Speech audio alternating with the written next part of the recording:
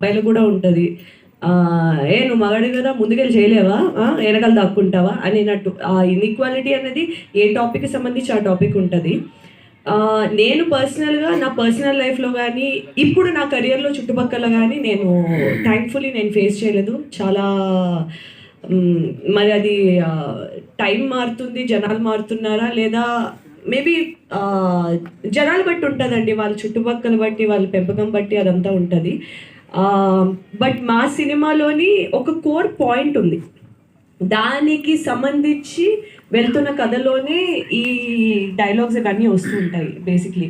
So మీకు ట్రైలర్లోని అవి కొంచెం మిస్లీడింగ్ అనిపించినా మీకు మూవీలోని అవి ఒక వేరే పాయింట్లో బాగా హిట్ అయ్యే పాయింట్స్ ఉంటాయి. అండ్ ఇక్కడ ఆయన చెప్పిన ఇది కూడా జాయిన్ అవ్వగానే వదిలేండి అంతే.